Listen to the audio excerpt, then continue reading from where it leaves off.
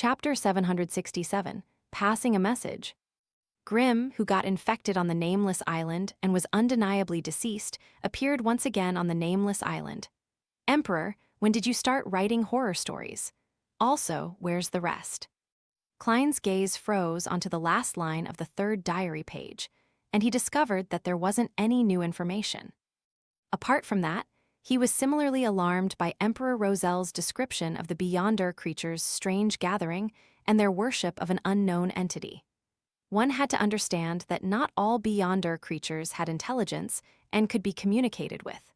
Many of them were monsters who had lost control or had madness as an innate property. And these monsters that had lost control were gathered together, worshipping some unknown existence.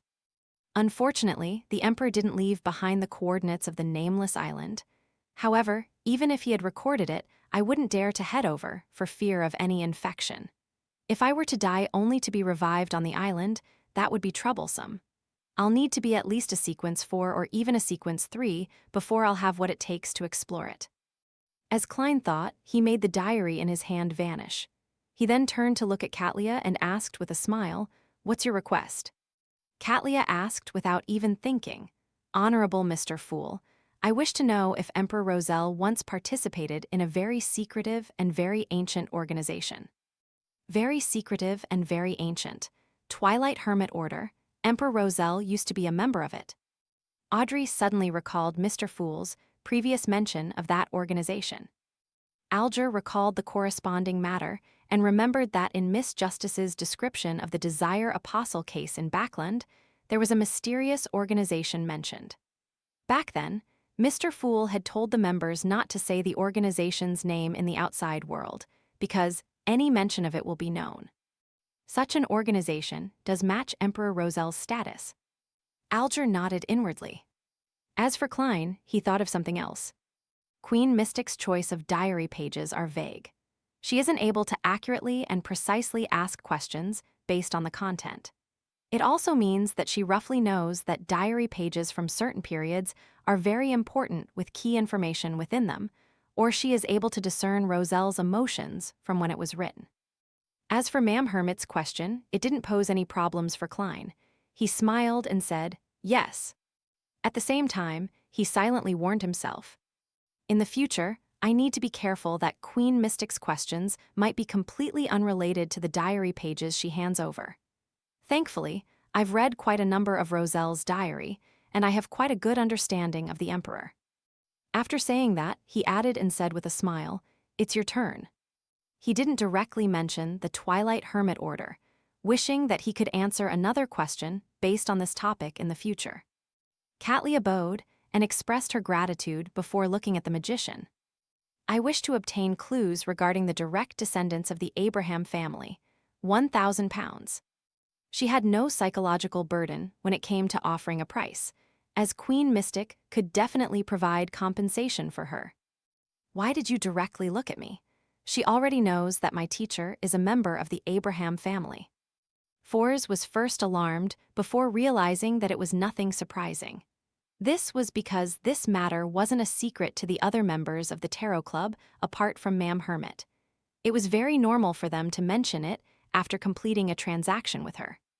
Although 1,000 pounds was very attractive, Fors didn't plan on selling information on her teacher. In all her life, there were only a handful of people who had been truly sincere to her. Therefore, she cherished such relationships. After some deliberation, Fors asked, "Why are you looking for them?" "If you can provide a reason, I can pass the message. As for any further developments, it will depend on them. I have no say on those matters." Indeed, she might appear ordinary, but she actually conceals many secrets. She's a lady who's cautious and meticulous. Katlia sighed inwardly as she said with a nod, "That's very reasonable. I'm searching for the direct descendants of the Abraham family in the hopes of obtaining information on Mr. Dorr. Pass this message to them and see if there's a chance for cooperating." "Well, just for passing on the message, I'll pay you 350 pounds. If they're willing to take up the matter, I'll pay another 650 pounds. Fors held back for a full second before answering, "Deal." After saying that, she came to realize the hidden meaning behind Ma'am Hermit's words. Mr. Dorr is related to the Abraham family? That's right. My bracelet came from Ma'am Alissa, and it came from the Abraham family. Yes, teacher still doesn't know that I'm aware he's part of the Abraham family. I can only casually mention it in my letters that someone was searching for the direct descendants of the Abraham family at a particular gathering, and that it has something to do with Mr. Dorr. I wonder what kind of reaction teacher will have. At this point, Miss Justice was happy for her friend, sensing that her friend had escaped the predicament of being broke. Fours is already sequence 7. She has almost caught up to me. I have to become a hypnotist as soon as possible. As she had such thoughts, she glanced at the Tarot Club members, wishing that they had clues to the fruit of an illusory chime tree. Miss Justice's gaze really makes it hard to say no. Fours lowered her head in embarrassment. This was because she had yet to obtain any clues regarding the fruit of an illusory chime tree in her circles. Sitting across from Audrey, Alger thought for 2 seconds and said, "I have clues, but it will take 2 weeks before I can obtain it." He did have clues. A long time ago, he had discovered an illusory chime tree when he entered the primitive island with Kalangos, but due to his lacking strength, he didn't attempt to approach it. And now, he had the chance of advancing to sequence 5. He naturally didn't want to give up any opportunities for making money. After all, he still owed Admiral of Stars for the information of the Obninsks. As for why he was mentioning it now, in a sense, it was to declare his rights.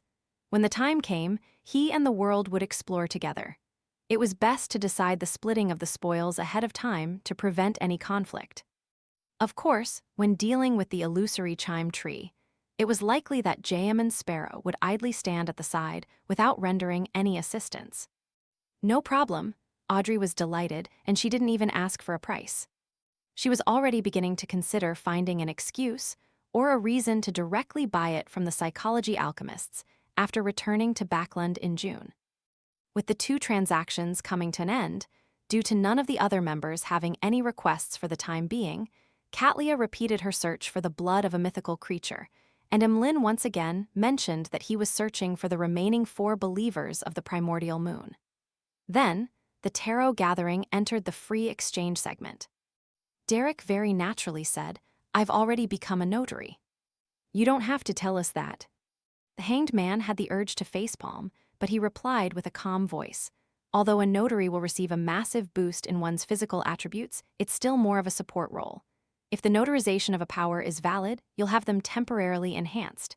If the notarization is invalid, the beyonder powers will be forcefully dispersed.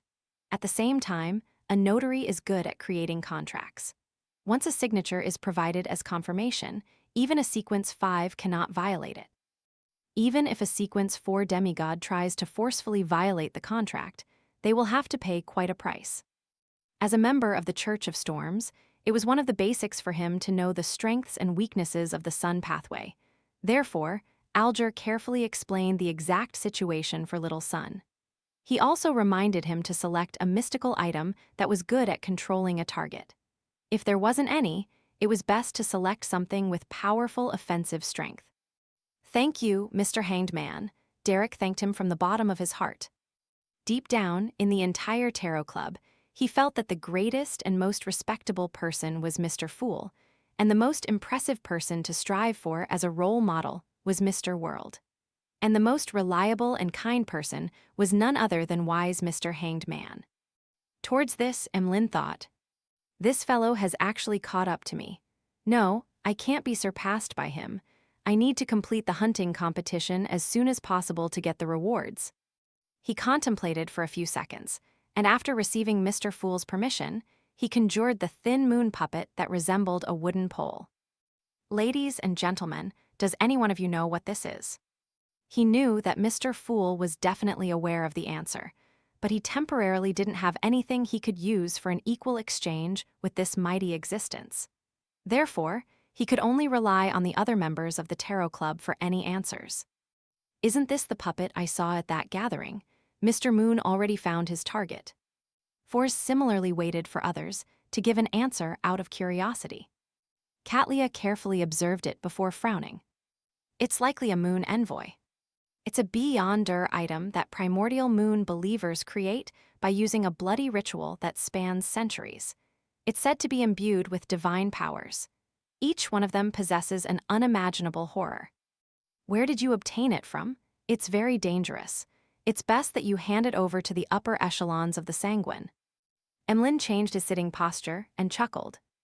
I encountered it when hunting the primordial moon believer. She's already dead while I'm still alive. Mr. Moon's flaunting of himself is really obvious. The senior spectator, Audrey, chuckled inwardly. Katlia was taken aback. Without deliberately hiding anything, she asked, how did you do it? Did the upper echelons of the Sanguine provide you with assistance? Emlyn gaped, somewhat at a loss for words. Only then did he realize that this topic wasn't suitable for a deeper discussion. Ahem, he cleared his throat and looked towards the end of the long bronze table. I sought help from Mr. Fool.